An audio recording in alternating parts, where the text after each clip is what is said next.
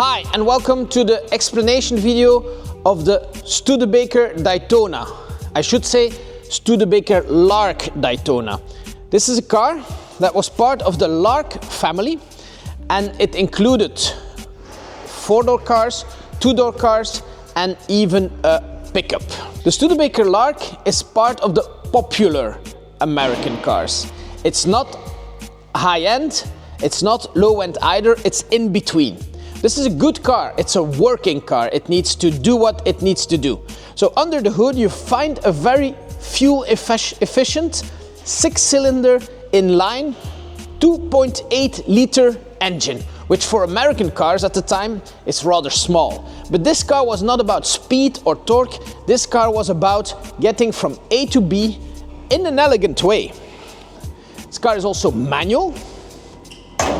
So coming out of the 50s, we have a quite modern car with 5 seats, and I'm almost falling over the other Studebaker, but that's okay.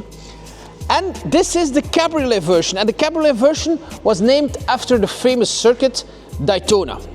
This is a striking color, it's gold. In our sale, we want to show the cars as transparent as possible. So my team did a complete checkup on what this car is about. First of all, it's Dutch registration. So it originally comes from America. It was imported later in its life when it was already a classic. Obviously it was restored, repainted, and it's fully original. You have your white wall tires, very nice bright work, and a very nice cloth hood that was refurbished recently. So in my hand I have the report on what my team really thinks about this car.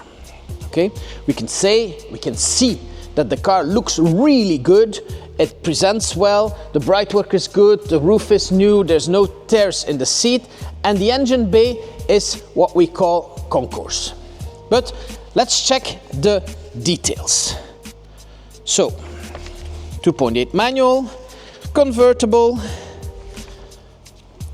This was the most luxurious version, and my team finds it a good professional restoration. That's the conclusion. Repainted, it's an original color. Hood new, there's no hardtop. Underneath, the car has been repaired recently, and you can see where it has been welded. That means this car is 60 years old. It has been in bad condition underneath, there has been holes, and they have been repaired, and you can see the repair, and it has been done in a professional way. As this is a chassis car, so there's a big chassis with the body on top. There are rubbers between the chassis and the body that prevent from friction and from noises, and these ones are a little bit old.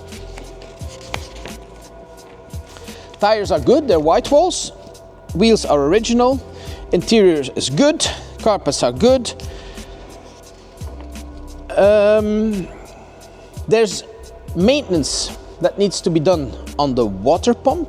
It's slightly leaking, nothing major, but a point of attention, something you want to know.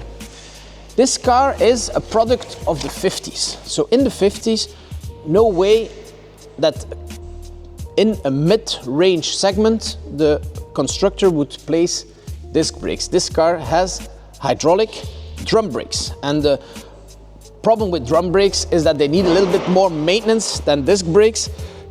So this car has a little bit too much difference between left and right on the front brakes. That doesn't mean they don't work. That means that on our very difficult Belgian MOT, there will need to be some work, some maintenance before you pass it.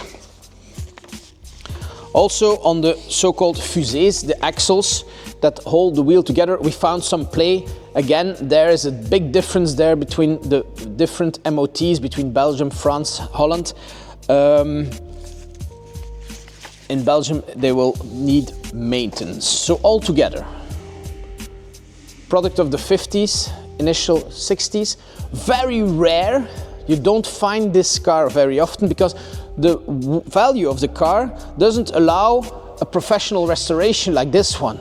The price is so low that you cannot restore the car completely and sell it with a profit. So this is a product that this is a car that is reserved for passionate people, people who want something different, who want something effective, long range driving, and not so much budget to fix, because these cars will last forever if you take good care of them.